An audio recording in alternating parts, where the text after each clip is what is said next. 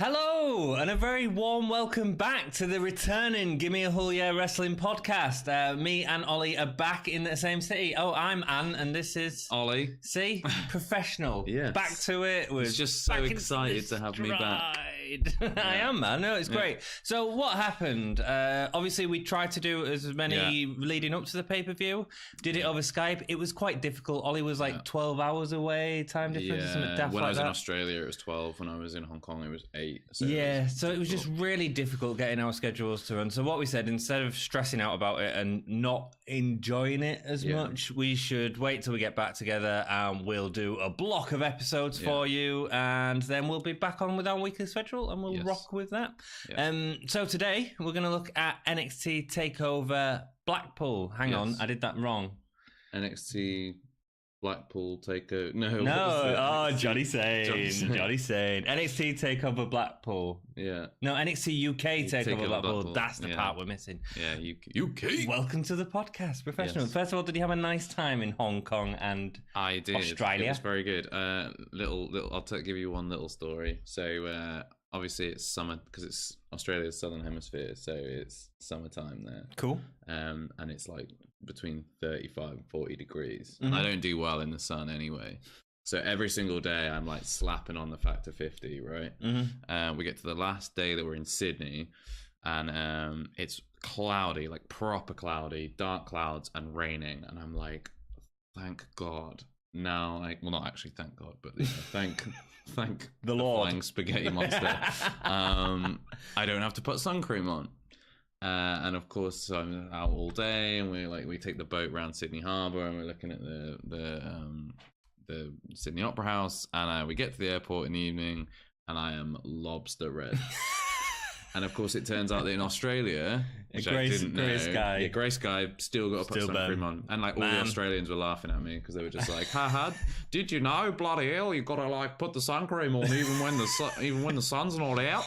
And I was like, "Oh, I didn't know that because I'm from the UK and it's terrible here." Cool. Well, I'm glad that you're not lobster red anymore, although you are wearing a very red t-shirt in honor of my experience. Yeah. So thank you so much for joining us. Can't wait to carry on with this, and like if you want to watch these episodes, that's cool. Coming up, if you want to join us where we get back up to the modern day, that's cool. We're doing it and we're catching up ourselves, so join us as we catch up. First match at NXT UK Takeover Blackpool was Mustache Mountain versus Zach Gibson and James Drake. Yeah, or the Grizzled Young Vets as they are called on the independent scene. They're still not really that in NXT UK. I want them to be. He's worn the jacket titles occasionally. Yeah, I want to be. We keep seeing the little logo-y thing for it. I want them to adopt it because I think it's a class name. It's a good name. Team. And there are so many teams at the moment that are this person's name and this person's name, and I think we could do with having some like proper long-lasting, especially when you're title holders. Yeah, absolutely. Yeah, I mean, it's clunky to be like, oh, the tag team champions, Zach Gibson and James Drake. We could just go, the Grizzled Young Veterans. Yeah, and I think that also when you do it with two singular names, it's for more established people. So Jericho and Big Show. You like put two people that are like single stars together. The Jerry Show. Yeah. Like, have you seen Fabian Aichner and Marcel Bartel's intro screen, where they come out onto the ramp with their screen? It's awful. It's like I know the ring is word art font on like a black background, and it's just their names one on top of the other, and because they're such long names, it just looks awful. But they're such a good team. They need a name as well, I think. What did you think about this match going on first? I thought it was epic, actually. I didn't expect this at all. I didn't expect it at all. Yeah. I thought it was great. British Bulldog themed gear. Yeah. Looked amazing. Great pop for the crowd. Yeah. And that pop that they got as soon as they come out and people realised there was paying tribute to the British Bulldog. Yeah. I think they paid tribute during the match as well with the... there was a move that they used to be. Sorry, I've not watched it back for a while. I just watched the highlights. There was a move in it that reminded me very much of the Bulldogs. Okay. And the whole arena was hot from the match, from the start to the finish. For me, that made the match great as well. Yeah, I mean, in-ring action just to one side for a moment, with the reaction that Gibson gets and the reaction that Mustache Mountain gets, it was always going to be absolute fire. It was a hated team against a loved team, and that's what was great. Always a recipe for success. And then put the actual in-ring back in, and it was a quality match as well. It was. Seven got split open early on by an elbow from Drake, I think, which caused the ref to get his... But it added drama to the match, man. Yeah, it did. And that whole sort of... Because that's what these two do great. They do... Most tag teams, you have the bigger guy, I think I'd say, as the person that gets the hot tag. Yeah, normally you get like... more talented guy. And that's not necessarily the case with these two. I'm not saying that Seven's more talented than Beta. Well, we can have that argument another time. That doesn't really matter. But he's the bigger guy tagging in the smaller guy, the big, strong boy. Yeah. And I think that's where Tyler Bate really shines, is that, like, because you look at him and he is like 4'2" or something. Yeah. Like, no, he's 5'4" or 5'5", and he's like quite a short dude. But he's just average. well, I think average in the UK is 5'9". Is it? Yeah, 5'9", 5'10". I'm above average, baby. But he's got that incredible strength. I mean, those thighs, thighs. He looks like he can kick hold in time. And his feat of strength in this match. The double airplane spin. Double one. I liked it. Yeah, it was fun. I think I preferred his airplane spin on Pete Dunne, where he went broke the sound barrier, like we have fast speed go, because it really popped the crowd. But again, it was really cool to see him do two people, like, just because he's big strong boy.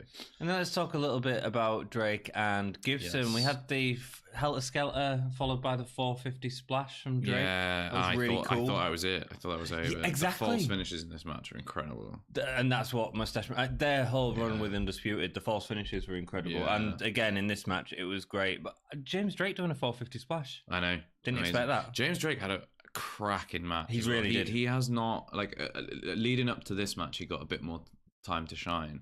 But I think early days in their tag team, it was all Gibson. Yeah, it was mostly. It certainly felt like all Gibson. It was, yeah. Drake really shined in this match. He really did, that bump he took onto the ring apron was brutal. And the drop kick onto Seven to catch him as he's doing the suicide dive. Beautiful, just man. After the electric chair drop suicide dive that they pulled off a minute ago, before that. The whole build to the finish was incredible. Yeah, it was. I was just like, it reminded me of DIY revival levels. It was of that tag good. team wrestling. I think, to be honest, I thought it was really good. I think my favourite Mustache Mountain matches have been with Undisputed Era. I think them series of matches were incredible. That was really good. But yeah, I mean, it's up there, and it was a good opener. It was probably my match of the night, I think. Yeah, from what I remember, it was very, very late, and I'm losing my mind very slightly. But I think probably the same. I'll have to, once we go back over the other ones, I'll probably know. To call it at the end. And what do you think of them as champions? Oh, they got the Helter Skelter. No, they didn't. They got the Ticket to Mayhem to win. Yeah. What do you think of them as champions? It's well deserved, man. I think so. I think that they should hold it for a long time. I think there's a kind. With the women's title so quickly hot potatoed over to Storm, I think that they could do with another set of titles that have a bit of longevity on one team. Also, I just don't know who you'd have take them off them at the moment. Oh man, Aichner and but I don't want heel versus heel. No, right, okay. Do you know what I mean? Because that would be heel team versus heel team, and I just for a tag match, I don't know. Sorry, I'm thinking Mustache Mountain really well. I can't wait to see Mustache Mountain versus Fabian Aichner, and that's going to be so good. They are and so good. Then you bring in British Strong Style with Walter, and you do the Gallus thing properly. That would be cool. We'll get into that in the last match. Next match, Jordan Devlin versus Travis Banks. Banks was attacked before making it to the ring by Devlin. So Johnny Saint and Sid Scala come out with his Lego hair and say, "We've got a new opponent for you. We've been talking in the back, and this guy's done a press conference the other day. He looks very similar to you. It's Finn Balor." And then Finn Balor comes out for a massive pop. Yeah, well, understandably. I suppose, yeah. If you was there, you'd be I'd losing it. Now, what do you think of this? So I think that it was really cool to see Devlin versus Balor, because we know that Balor trained Devlin, and all the time leading up to this point, whenever they've mentioned Balor, I've been going, stop mentioning Balor, stop mentioning Balor, stop mentioning Balor. Now, really, like, ironically, retrospectively, they should have mentioned Balor. If this is what they were building towards the whole time, I don't think it was. They should have talked about Balor more. They should have gone like, and he should have got. He should have. Yeah, that's fair enough. Because then when you bring out Balor, he goes like, no, like I was trying to get out from under his shadow, and there's a storyline there. This wasn't expected at all. This was because Balor was in the UK opening up the Performance Centre with Triple H. He grabbed a couple of guys, Charlotte Flair. Oh, Balor, people love Balor in the UK. Bring him across, and stick him in the match. And I think it's great. I think it puts a spotlight on NXT UK. Yeah. I think it was great for Devlin because he had a really competitive match. And not only was it competitive, but it was well thought out story-wise. And Devlin is really good at that. Yeah. I wish I could get behind Devlin's character more, because his in-ring work is superb. Yeah. It's so neat and so tidy. And to put him in with someone like Balor, who's, again, is very similar, is very tidy, neat wrestler, it was great. It was good. I think I think I was expecting a better chemistry between them. But you haven't had no build-up, so that's probably. But I thought because Balor trained him, that they might have like a really good. They would know each other's moveset inside out. I think there could have been more of that there, like more of that, like Balor trained Devlin, so he knows all his moves. But obviously, because Balor trained Devlin, Devlin knows all Balor's moves as well. So they I would have liked to have seen more than play on that idea more as part of their storytelling. But I think like for a thrown together match, which is kind of what it felt like it was, I think it was two very talented guys in the ring together, and it was always going to be decent. I enjoyed it. Did you do a Balor count during this match? I thought it would be somewhat pointless because I'd also given up on the idea of, like, I thought it was actually a really nice swerve to bring him out. Yeah. I was like, this is a good idea. Yeah. But the build could have been interlaced so much better if it had been thought out. But properly. Then the other problem is the Banks and Devlin match was probably the weakest build on the show, in my opinion, in terms of which is saying something. Got. Yeah. I mean, the build to this pay-per-view was not. Yeah, ideal. I mean, but that was thrown together in a matter of weeks before, and it was what was it? It was you don't like your country. Yeah, it was a bit rubbish. Really I mean, so actually, I think going forward, that adds a better dynamic going forward now, because I want to see Banks get his revenge on Devlin, or that story was moved forward without there even being a match. But again, even I suppose, like, he did the phone interview, didn't like he recorded a video. Banks recorded like a video into his phone, didn't he? Which was him going like, "I've arrived. I hate you," or whatever. Like, I'm, because you took my moment. My takeover moment away from me, or whatever. Yeah. Which I think is like a reasonable build to continue the feud. Yeah.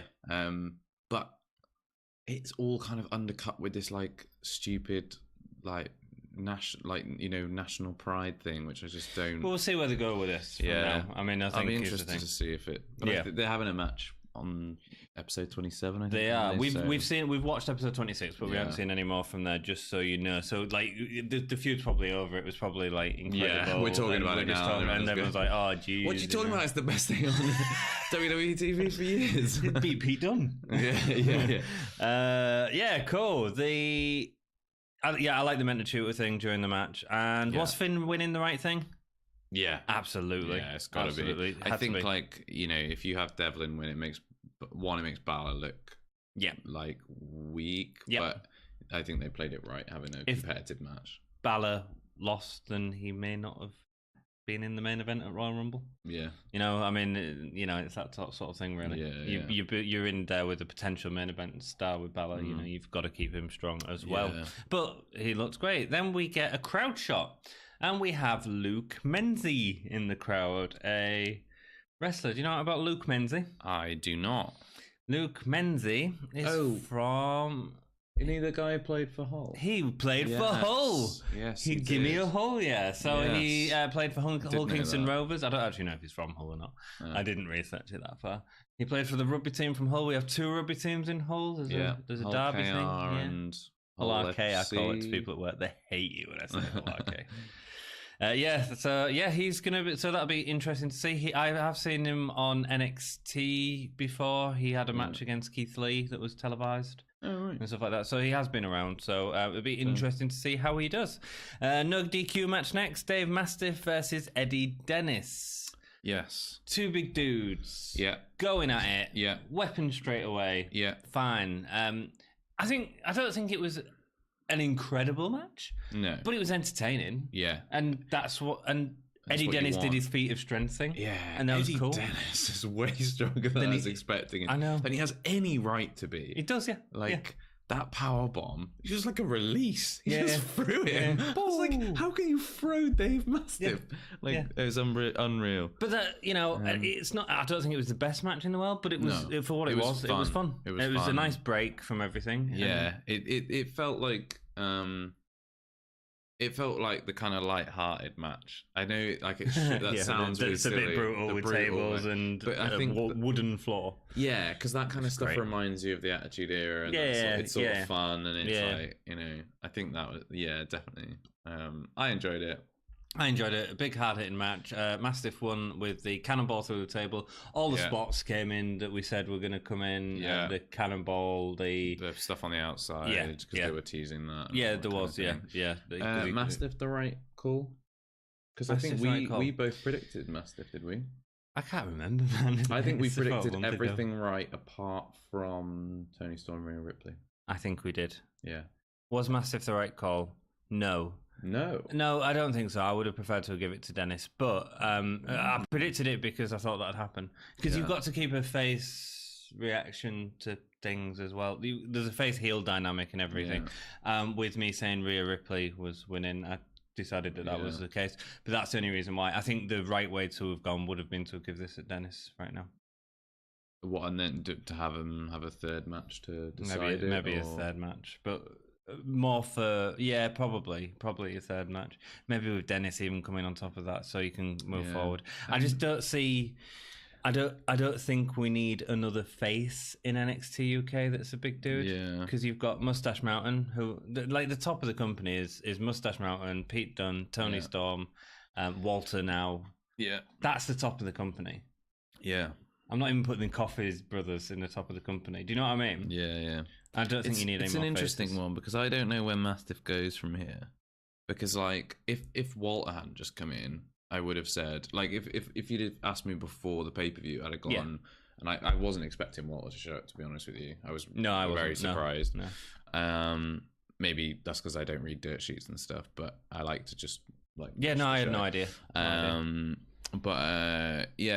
I would have said that Mastiff would win because that puts the feud to a close. And to be honest, I didn't see it going on any further than that because it's a convincing victory, and then Mastiff has the springboard to go after the title. And I could see a Mastiff versus Pete Dunne. It'd work if you small face feud, versus face in that circumstance can work really well. You can even turn Mastiff in that situation, I think. Yeah.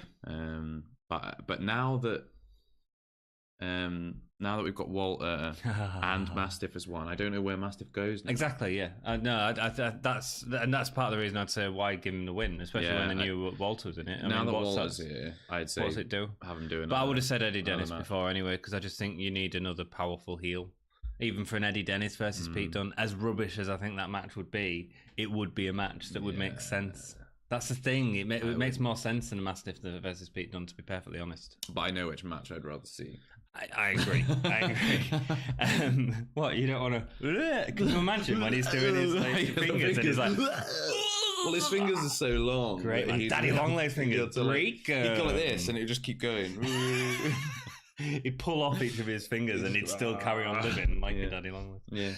In the crowd next, we have Kaylee Ray and Jazzy Gilbert, who were shown in the audience. Do you know much about either of these two? No. I don't really know Jazzy Gilbert. Kaylee Ray was in World of Sport, really good. She was sort of feuding. World of Sport. Oh, it was good, man. It was some good stuff, yeah, especially with Will Ospreay, man, who's always amazing. But you're probably not going to watch it because there's loads of other stuff to watch. Yeah, I know, but so much. That's cool.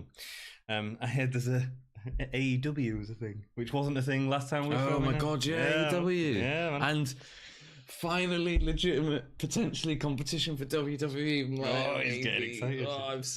I'm so excited by AEW. I will actually watch AEW. Will you? Yeah. Are we going to go see him in August at the Royal Albert Hall? Yes. Cool, let's do it.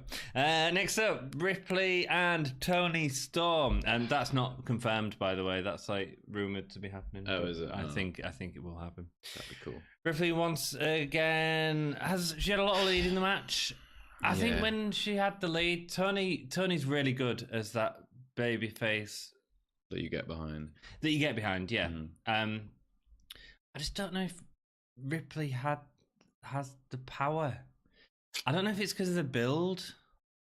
I think it's because Rhea Ripley's been really poorly booked. Yeah. Really poorly booked. This was on par for me with Devlin and Buzzsaw for the weakest booking going into the pay-per-view. Right. With they that had bad press such a good story. Yeah, they did. They did. It was all and there, they man. Fumbled it. Yeah.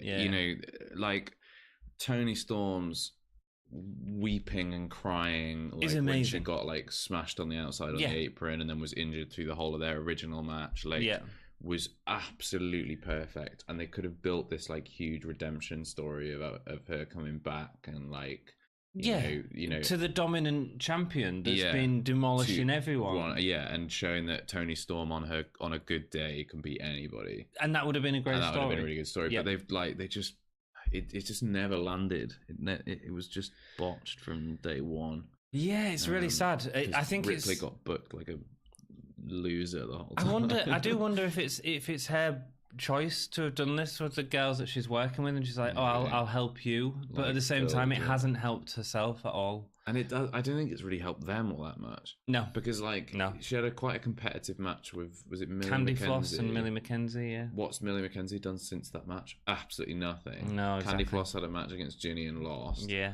And then she had a match with and it was a less competitive match against Ginny than it was against the champion. It's all been a bit weird, and really but the match was really good. I think when Ripley was in the lead, it just didn't. And it might have been the booking that just annoyed me slightly. When Tony took the lead, incredible, man. And the false finishes were great in this. Someone kicking out of a Storm Zero. Yeah. What? Someone kicking out of a Riptide. Yeah. It was great. It was so well done. They played into the story of Tony's back again, which was good. Do you think it was the right time to give Tony the title? No. Whoa. I think that... because we both predicted that this was the only one that we sort of predicted wrong about Banks Devlin, but we can't really count that. We predicted Rhea to win. Yes. I agree. She should have won. But here's the issue. What do you do with Rhea now? Well, I think you've got to double down on it. I think that like Rhea Ripley really... Okay, so Ginny is really talented. Yes. Right? She's very good in the ring. She's very technical. Very good. I really like her thing now. I wish that she was sticking with the gimmick more, because it actually really grew on me. But I suppose like the thing is, I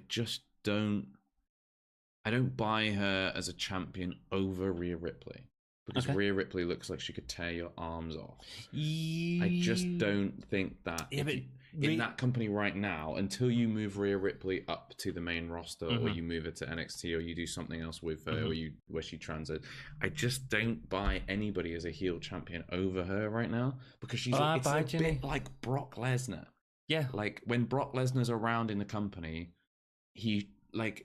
if he wants to be champion, he will be, because he's too big and he's too strong for anyone. Like, no matter how talented they are, no matter how good they are, he's just a horrendous monkey man beast that you can't like. But Ginny's the Kevin Owens. Ginny's the Miz. Ginny's the the tricky person that wins using nefarious means or by using her elbows to dig into you or something like that. That's why I see Ginny as a champion. I see Ginny as doing something to Toni Storm. She's that heel, she's that, what's the word, cowardly heel type thing. Yeah. And that's fine. I think she's heel. For me, she's heel. I suppose it's a bit like Seth Rollins, I suppose. Like heel Seth Rollins.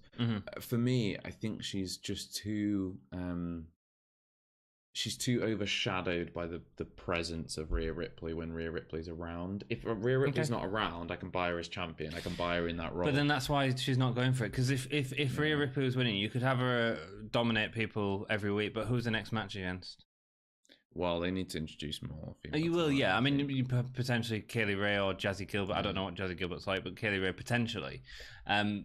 But I think that's the issue. I think the issue is you can't have a believable match with her against Isla Dawn and make it feel competitive. No. And Isla Dawn's probably the second biggest face on NXT UK Women's Division. Should be Millie McKenzie. They should be building her because she's or Zaya absolutely Brookside. class. Yeah. Or Zaya, Zaya. But they're not at the minute. But even if you was, they still won't be believable. No. You know, I mean, so that's the problem. And I see the roster's not deep enough, I don't think. They need bigger stars. They need they just need time to build them up. They need stars and they need to build them up. But they do too much 50-50 booking. Do you know who they should have signed and should have really pushed for? Viper. Yeah. Have Viper coming out to face against Rhea Ripley. That would have been I would have watched completely that, and then believable. That would have been believable. Absolutely. But they haven't got that. Yeah. So they've gone, and so instead they've gone, let's go to Toni Storm and give her the heel, and it might go back to Rhea Ripley. Who knows? If it goes back to, or if it goes to Ginny, immediately, from Toni Storm, I will feel like the whole thing has been completely pointless. And I'm quite happy for it to go to Ginny because then you can build up someone like Zaya or Millie to have a good match against Ginny. I don't mind it going to Ginny eventually. Yeah. But I think if you hot potato it so much, it just feels like, well, what was the first 2 months worth of... if they're only champion for one part, one little season or whatever between takeovers, what is the point? Feels just too brief. But here's the other thing: you start hot potato in the tag teams, and we're going on about this so much. We haven't had a chance to talk about it. So you hot potato the titles for a bit, the tag team and the women's, and how much stronger does that look? The men's title look, and that is going on for a ridiculous amount of time right now. Yeah, and do you want to sacrifice your women's title at the expense of the men's title? I think the Pete Dunne story is one of the most important potential stories in WWE right now, because he could potentially be. And I've said this before with Dom, and Dom loves the idea. He could. I think it'd be wonderful if he was the person with that title that beat Bruno Sammartino's 7-year streak. Okay. Yeah, I'd be up for that. He's not going to Walter, I don't think. You don't think? Let's talk about the match. Pete Dunne versus Joe Coffey was the next match. Gallus. Probably the weakest match on the card. Sorry, I really enjoyed the women's match in general. I just thought it was a bit weak at times. The main event, this... First of all, it should have been cut a bit shorter. It was so long. They could have given some of the time from that to the women's match, because the women's match was quite short by comparison. Yes. So definitely could have been shorter. Definitely, it was good at times when it was brawly. Yeah. And it's a side of Pete Dunne that I don't think we've really seen, because he's the bruiserweight, but he's actually quite technical as a wrestler. This was like they were proper punching each other at times, and it felt like both men could take it. It felt a bit like watching Vader and Yokozuna go at it, with Yokozuna not Braun Strowman and Brock Lesnar. Exactly, it felt like two guys punching really, each other in the head. Really wanting to go out there and punch each other. Which I enjoyed, and I think Dunne was great at times, and I think Coffey was great at times. Then we get to the later parts of the match where the botches happen, I can only assume they were botches because were they've not been definitely used on any of the botches. replays. No, I or know. anything. I know. They've just not pretending that I was they're keeping not up from. happening. And the referee, you could even see the referee on the second time that he went up to the rope, like telling him, "No, don't do this. Move into this section." Yeah, and they were he just like, "No, we'll do it, and we'll get it right this time." And then went again. We're referencing the 2 times they fell off of the turnbuckle. And that's really scary because you don't want Pete Dunne to get injured. He's already had injuries quite recently. You know, you don't want to see Pete Dunne get injured right now. So this plays into my biggest problem with this whole match, right? And it's actually like the whole punching each other thing. Normally I would agree with you and say that makes like an exciting, fun match. However, I think they got gassed really quick. They really did get gassed, really quick. I think they wanted it. I think both of those guys, very talented wrestlers, and they both wanted it to be like this amazing match that went down. You know, they wanted to compete with Takeover, they did. The Takeovers, 100%. And I think they went in at like 100 miles an hour, and it felt like they both got gassed really quick.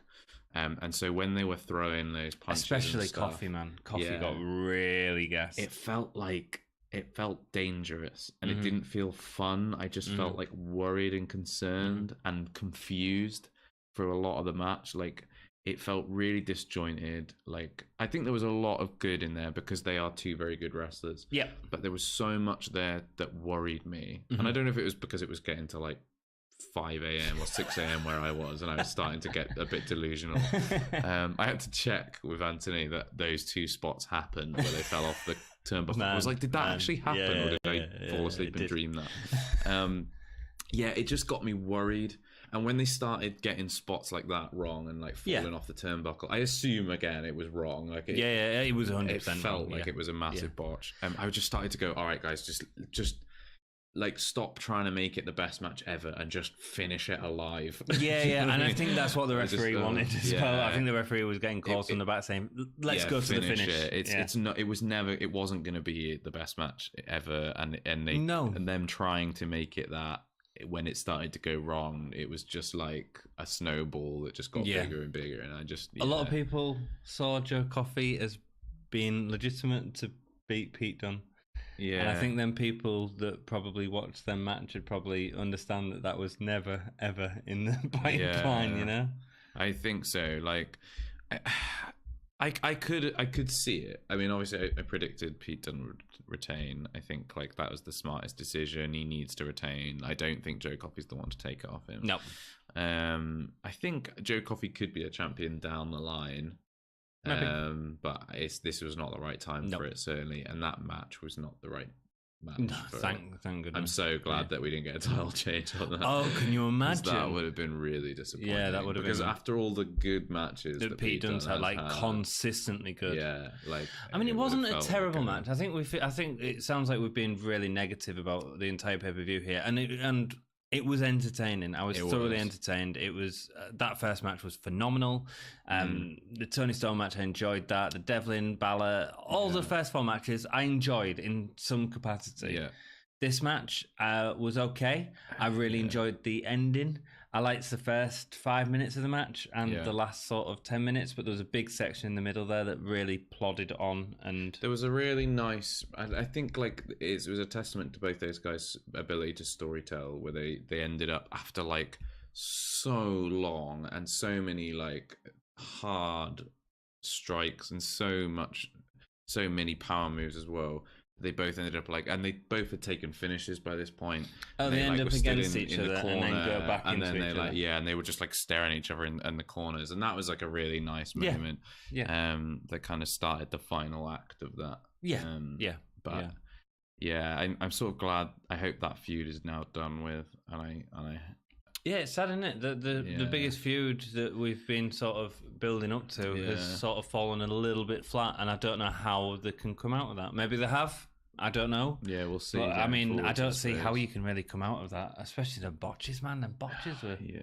It was just scary, man. I don't like watching that. That's the thing. No, it worried me too much. Like, because, you know, you kind of grow to, like... this is going to go like super deep now. You kind of grow to love the performers in a way, because you think like, because you respect what they do, and you respect like every time. I mean, I've done a little tiny bit of wrestling training myself. You what? Can we just confirm how this was one class? Was it two? I did 2 sessions, and I vomited. And then he was first gassed. One. I was so gassed. I vomited in the warm up. Yeah. Like, so I can attest to how hard these guys work, and how difficult. I mean, like after one session, my back was covered in welts, like all over my back, and that's just from running the ropes. Yep. It's incredibly difficult, and I do want to go back to doing it again at some point, but it's just so physically taxing that I needed to be in a better shape physically and stuff for it. So I know how difficult it is. So like when you see like things start to go wrong, and punches seem too hard, and like they're falling off the thing, you just kind of go, oh god, like I know how easily people can get in. I mean, we've all seen the video of the guy, comes off with the axe handle in his Psycho Sid, and his leg just snaps enough. If you can snap your leg just jumping off the turnbuckle, imagine what's gonna happen if you go up on the top and fall outside, and you know, you just think it's not worth it, man. Like, just take care of yourself. Best match. I think you're right. I think Mustache Mountain, Grizzled Young Vets. Best performer. Oh, I think Trent Seven. Trent Seven. I think he was absolutely class in that match. I think he did. Considering he got cut really early on, he didn't like that phase him at all. Yeah, he just cracked on, and that was open the hard way. Yeah, I think Trent Seven. I think he's. I sort of agree with you. I think the other one was Tony Storm. Like, really, probably saved that match as well. But Trent Seven. I think I'd agree with you, dude. Sweet. And how many gay stars are you giving the entire pay-per-view? I'm gonna give it. I really enjoyed it. I'm gonna give it a 3 3/4. Maybe I'm biased, and maybe I was very tired, but I'm gonna give it 2 3/4. Okay. I think like it.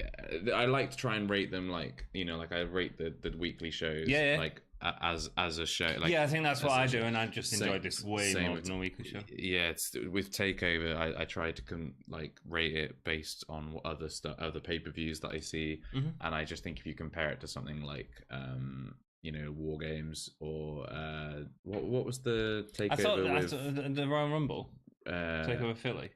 The one before that. So the one with Gargano Black and was that Philly? Gargano Black and Ciampa Velveteen Dream. Right. That NXT pay-per-view was better. I agree. Absolutely. Like, that was a 5-star pay-per-view. And I just think this was like, I think that was really better. I think this was better than the War Games pay-per-view. Do you? I do. Ooh. And on that note, thank you so much for joining us. I hope this has been okay. We just sort of chatted a load of rubbish. We'll be back to our weekly programming. We keep an eye on the channel, because we might have a lot of content to throw at you. Yeah, we're going to have a lot coming out over the next We really want to catch up, man. And I'm sure you do as well. So watch it if you want to watch it. If you don't want to watch it, that's cool. Yep. But to do all that, subscribe to the channel, and it really helps us out. Hit that ring bell. Ding, ding, ding, ding. We're back. Hit that ring bell, and that'll notify you when videos are coming. And if you go on Facebook, you can like us there. Sometimes we post fun stuff. I heard while I was away, you got a post hit like 300,000 views. Or 360,000. Yeah. Wow. I may be viral. Viral. I don't know who we stole it from, but don't tell them. Thank you so much for joining us, and keep it gay.